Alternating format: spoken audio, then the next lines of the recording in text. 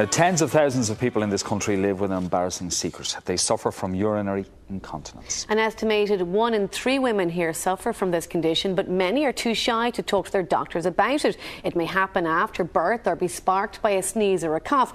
And today our resident GP, Barbara Kearns, is here to tell us what we can do to treat it. A very good morning to you, Barbara. Good morning. I suppose, first off, for both myself and Martin, everyone out there, define urinary incontinence. Well, urinary incontinence is actually, there's 3 different types. The first one, and the one most people would know about, is stress incontinence. So when you cough, sneeze, run, you have a leakage of urine. The second one would be urge incontinence. So when you put the key in the door to come in with the shopping and you just have to go to the loo and you run, and some people don't make it.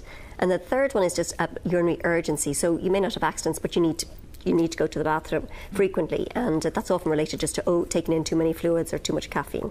Okay, so does it affect more women than men? Undoubtedly, it's far more women than men. Over a third of a million women are affected by this. Men also are affected, but in general that's men who've had some sort of surgery, perhaps prostate surgery. Those tend to be the people who've been affected as men. Okay. And it's not age specific, it can occur at any time? It is age specific to some extent, in that in general we don't see it in younger children unless they have a specific problem with their spina bifida. Children can have bladder related problems.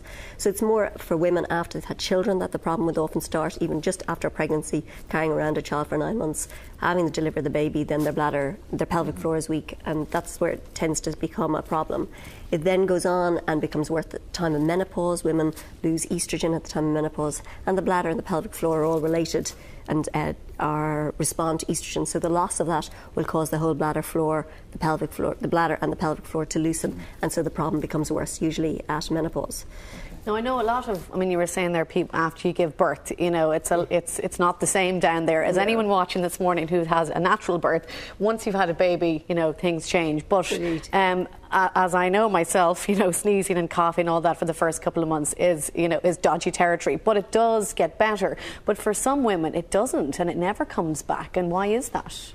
Well, it depends on what damage is done when you do deliver the baby, and even for women who've had a caesarean section, small women who've had a caesarean section, the bladder can also be affected, or at least the pelvic floor is still affected by carrying a pregnancy. So it's not women just who've had deliveries, natural deliveries, but also women if they've had a complicated delivery and had things like forceps or the suction, even that can affect their pelvic floor. So it's a lot of women are affected, and particularly after childbirth. And when you've had a baby and the poor midwife who's running comes in and gives you 5 minutes instruction on pelvic floor exercise, it's not enough. No, it's not. Yeah, it's not enough. You can't remember your own name at that point because you're so tired having just delivered a baby. So it's not fair on the poor patient, and it's not fair on the midwife, because really we're not giving them fair service, and I don't think young mothers are getting a good chance to repair their pelvic floor. Yet it is a source of great embarrassment, and hence we're told that 25% of women will wait up to 5 years before they'll go and talk to their GP. I'd say that's a gross underestimation. Really? Because so many people have these little problems, they never talk about it, and unless you ask as a GP, many times you won't get an answer. And not everybody has the time as a GP to ask the question, but really you can do so much for people. I think even with just a chat with your GP, finding out what the problem is, 50% of you can make an improvement just with discussing it with your GP. They'll give you some tips. Now, the other 50% of people who don't get an improvement, then there's lots of other therapies that can be introduced to help them that make a significant difference. Well, physiotherapy is one of those therapies, and I went down to a physiotherapy clinic in MILLTOWN earlier today to find out more. So Maeve, you have a waiting list of about 6 weeks to see you here for physio for urinary incontinence. What type of women are you seeing? Are they young? Are they old? Have they just had babies? Or what's a typical case? It's a mix. There's often women postnatally, so antenatally, postnatally, but there's also might be younger girls who have developed problems even before they have children, and then equally women through menopause, and we would see women right up into their 80s. And what you do with them, you mix machinery and exercises, or what type of physio are you doing? We assess them, and that's the most important thing, because any pelvic floor, it's like for a back, you wouldn't just tell everybody to lie down on the ground and push the back all the way up. You have to really see what's going on with the pelvic floor. So we would assess them and we would see what sort of grade of strength they have in their pelvic floor. So you have to give them an internal exam, I So we presume. do an internal exam, of course with their permission, and it is possible to do it without an internal exam. We also have our ultrasound imaging machine, so we can have a look when the ultrasound head can go just on the outside on the perineum, or it can go, we can get some information from putting the ultrasound just on the lower abdomen over the bladder as well. So there are other options, but ideally we would ask the woman if she doesn't mind if we would do an internal examination, because we get so much more information about the condition of the muscles. Yeah. So people come along then for these, you do the exercises with them here over an hour. What type of exercises are we talking about? Can you show us? Like, could people do them at home themselves? I can describe if somebody sort of is in the postural neutral position, being careful not to be tilted all the way back like that. The feeling what they should have is just in that sort of slightly upright position is of feeling the muscles, thinking of the muscles around by the back passage, because in fact what a lot of people don't know is a lot of the bulk of pelvic floor muscle is around the back of the rectum. So they need to contract the muscles from the back, lifting all the way up, forwards, as if forwards towards the tummy button or the pubic bone, feeling that the muscles are left side, holding that there.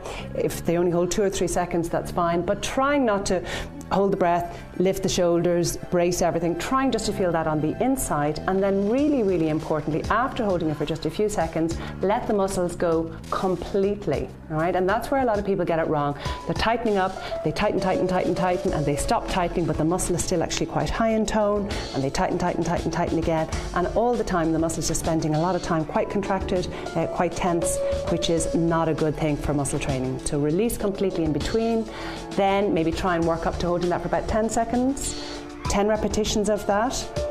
3 or 4 times a day would be fantastic. And then improvements can be seen from a week, from just training the brain how to hold on to those muscles, to a couple of months where that action becomes automatic and the muscle fibre actually really develops. Should you be sitting down when you do these exercises, or standing, or? Initially, it's in order to find the muscles, it might be a good idea to eliminate posture by lying down on the back with the knees bent up. And how do you know if you're doing it right?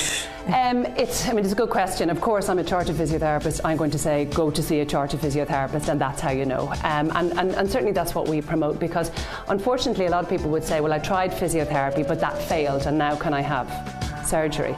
And what we would say is it's very specific what you have to do, and to have that help of an internal examination for those who are comfortable having an internal examination, but to have that help to know that what you're doing is absolutely right is key. Okay, how many sessions would you need to, can you cure it? The results are pretty good. A lot of the research would say about 70% cure rate for this. And it depends, of course, what a woman wants to do. So if somebody wants to get back to being a professional trampoliner, it's going to be tricky. Trampoline is deadly. So you got to just aim. Do you want to go back running? What do you want to do? Quality of life is where it's at. So most women want to be able to run around after their children, go out for walks, not to have to wear pads, not to be self-conscious, not to worry what clothes they're wearing. So, just to get people with them back to the sort of quality of life of what they're looking for, that's what we want. It's funny, that girl Maeve was telling me that she would have seen people who would have had it for up to 7 years before they came to her for treatment, which is a long time to be leaking, when it's as easy as that to get treated. Yeah. Can age prevent a cure? No. So you won't at get any as age? good a response, perhaps, but no, absolutely not. So any age. Okay. I think that's important maybe to emphasise. It doesn't matter how old you are. Okay. That horrible, the smelly granny. A lot of people would say that I don't want to be a smelly old lady. It's terrible, but they say it and it's true. Mm-hmm. And that's what you don't want to be. Surgery is the next step after that, isn't it? Yes. If that doesn't work, if physio doesn't work. Well, also medication. So if you have an overactive bladder, it's actually medication. Okay, and then the last result. And the very first thing is caffeine. Caffeine, loads of women drink 10 cups of coffee a day and tea. Yes. Yeah. So caffeine, this 2 litres a day, that's not correct. Cut down on your caffeine intake. Cut down your caffeine, cut down your fluid intake to less than 1.5 litres a day. Get physio if the problem is that the pelvic floor isn't working. Some people are going to need medication too, so that the bladder doesn't keep telling them they need to pee when they don't. And lastly, there is very good surgery that's now available as a day case procedure, so minimally invasive with really good results. Okay. What's it called, or what? TVT or TUT, transurethral tape. Okay. Of course, the other thing to bear in mind is that it really can impact on your self-esteem. I think that's a very important one. I mean, that's why you want to do it. That's why you want to get treatment. Self-esteem, and you want it to take part of with your children's lives. That's what you want to do. You want to be part of your children's lives. And these women can't run, they can't go after their kids. So it's really important that we know the problems there as GPs so that we can help people, because there's so much we can do. And I hate to think that, you know, so many women are out there, and men, who feel that this is their secret that they can't talk about, and there's nothing that can be done when there's so much we can offer. Well, as we've already mentioned, we thought it was only about 25% of people not going to their GPs. You're telling us that it's an awful lot more than that. So please talk about it. Absolutely. Please ask your GP. Self-esteem is very important. Getting out there, even productivity at work, having to go to the bathroom 20 times during the day, that's a lot of time lost at work. And if we can do something for people, well then just say it to your GP, because it's a secret that people aren't talking about. And I suppose people can do these exercises at home as well. I mean, I know Maeve was saying you have to be kind of taught how to do it, but I mean, even just practicing yourself as well. They can, though. I would give a caveat that you can do these incorrectly and make the problem worse. So actually, I would say, people often say to me, well, will you show me? And I'd say, look, I'm sorry, I am not qualified as a GP to show you how to do them properly. I think Maeve, and I would say Maeve Whelan, manual therapy is far, far better than a lot of gadgets that some physios use. They really do not get the same results. I mean, I really feel the manual therapy is so much better that I really don't refer to my patients to any place else. Well, it's something as well that when you have a baby, you're not really warned about this before you have a baby. And then, well, I wasn't. And then after I had my baby, it was like, oh, go down there's a lesson on at 2 o'clock for your pelvic floor muscles to get them back into shape, which was like a half-hour kind of class. I didn't have a clue what they were talking about. I said, what are you talking about? My pelvic floor muscles, they're fine. And I did the class, and that was the end of it. But I'd never even been told. Well, I think kind of like you go to your GP for your 6-week check for the baby and their shots. I think every patient should be sent to a physio who knows how to do manual therapy at 6 weeks and shown how to do it, and then see them again at 3 months. I think the government, if they introduce something like that, would in the long run save a huge amount of time and, more importantly, improve people's lifestyle significantly, because they can exercise, because they can run, because they're not afraid to leak. Their mental health is saved too, because I'd imagine there's a lot of people who wind up getting depression because they're suffering in silence. And it's totally treatable, and that's the main thing. So hopefully we got that message across today. As always, lovely to see you, Barbara. Thanks so much. Thanks so much.